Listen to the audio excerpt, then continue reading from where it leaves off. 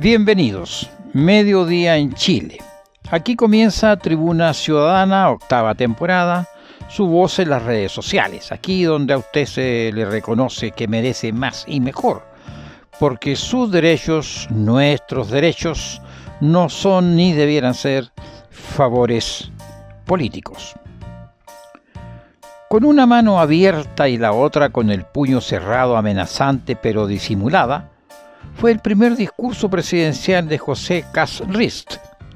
Fuimos testigos del contraste entre la ficción del relato y las promesas de la campaña electoral con su primer discurso en cadena nacional.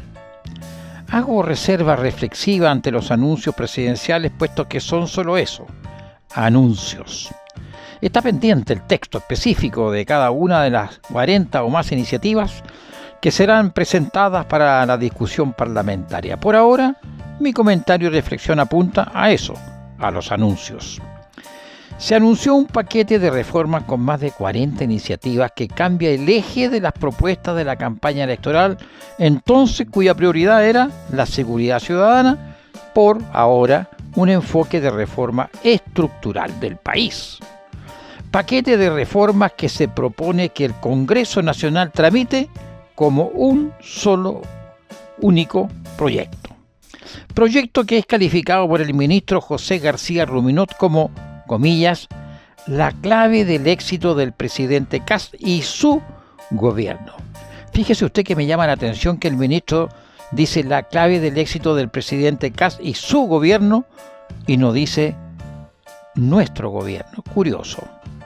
Así es como se propone rebajar la cesantía al 6,5% y hacer crecer la economía al 4% anual.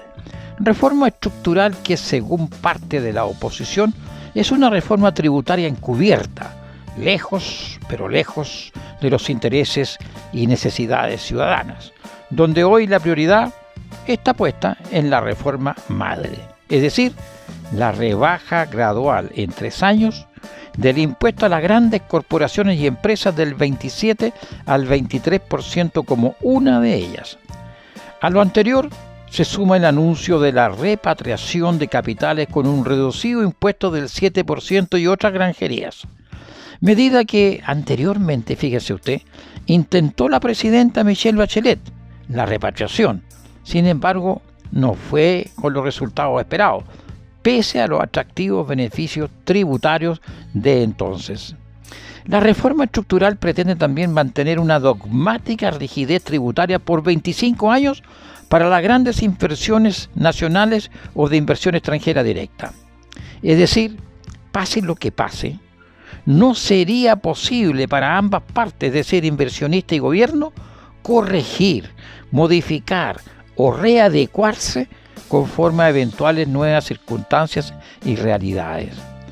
Recordemos que hoy vemos cómo el mundo, y Chilito también, se ve afectado por las insanas políticas y acciones que desestabilizan el planeta y también desestabilizan hasta el último ser humano del último rincón de este mundo. Un amarre ciego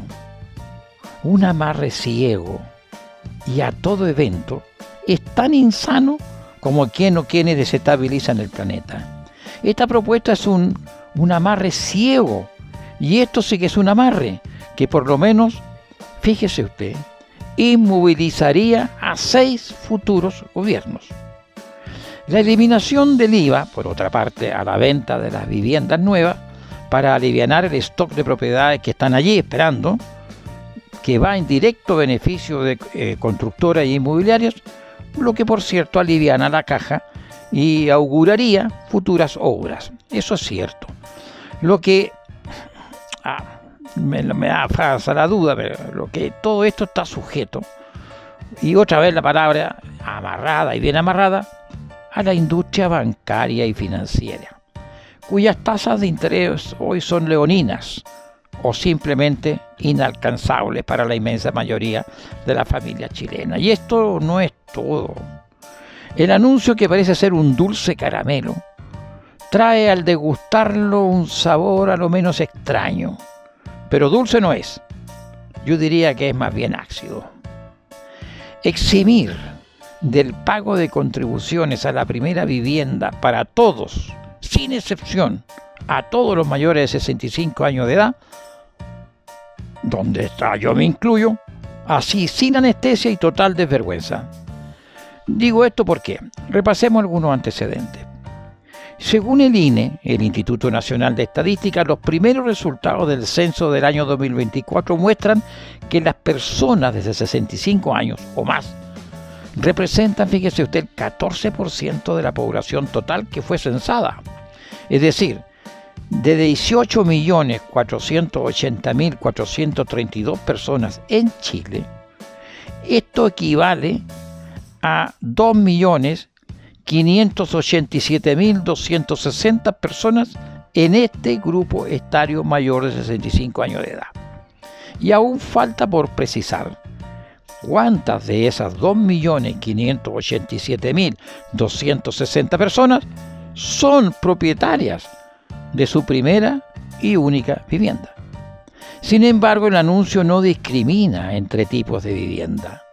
Da lo mismo si la primera vivienda es una mansión, fíjese usted, de 500 metros cuadrados o más, a nombre de la esposa de un magnate, de un gran industrial, de un gran empresario, donde el marido, él también, tiene a su nombre su primera vivienda. O se trata, en cambio, de una vivienda básica, una vivienda social, o una llamada TFL2, es decir, no mayor a los 140 metros cuadrados, o mayor a los 120, capaz que me equivoque. Bueno, ¿y para qué seguir? ¿Y para qué seguir con la especulación?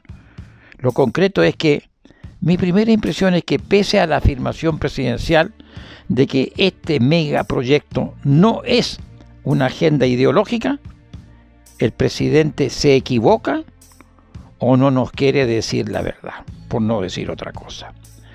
Lo que hace este proyecto, o más bien estos anuncios, es reafirmar, de acuerdo con el dogma económico neoliberal, el rol subsidiario del Estado ante la iniciativa y la actividad económica privada, y lo reduce al Estado a ser un simple facilitador de los negocios de ellos o de aquellos. Para romperla, usando los términos presidenciales, destacó que, comillas, el presidente dijo: en las primeras 4 semanas de gobierno ingresaron al sistema de evaluación ambiental 32 proyectos de inversión por un total de casi 20.000 millones de dólares, sin especificar si aquello se debe a la flexibilización vía administrativa de la legislación ambiental vigente. Y agregó, fíjense ustedes con mucha soltura, es el récord histórico para el inicio de cualquier gobierno. Cierre comillas. La soberbia es una mala consejera. Hace crecer el furúnculo del ego, ciega la vista a la realidad y sobre todo es el síndrome de la reina bruja del cuento Blancanieves. Espejito, espejito, dime, ¿quién es el más bello? ¿Quién es el más exitoso de este país?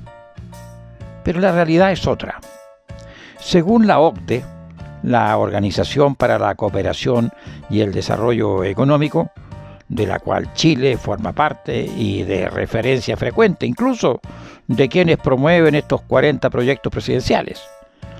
Fíjese que registra que en la administración anterior, que tanto se denosta, entre otros, el siguiente balance y otras materias que queda como registro internacional.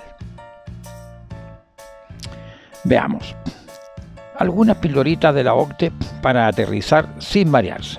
Primero, la inversión extranjera directa en Chile superó el promedio histórico, alcanzando 14.142 millones de dólares al cierre del 2025, con un incremento del 13% interanual. Segundo, Chile posee la esperanza de vida más alta de América Latina, con 81.6 años. Tercero, tras las reformas del año 2025, el país avanzó del puesto 34 al 19 en materia de pensiones, alcanzando niveles cercanos al promedio de la OCDE. Cuarto, durante el primer trimestre del año 2025, Chile lideró el crecimiento de los ingresos reales por habitante con un aumento del 3.1%, impulsado, entre otras cosas, por la baja inflación.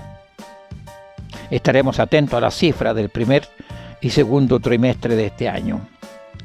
Quinto, el gobierno digital subió al puesto 10 a nivel mundial, siendo líder regional en trámites y servicios en línea. Sexto, fíjese usted, la desigualdad.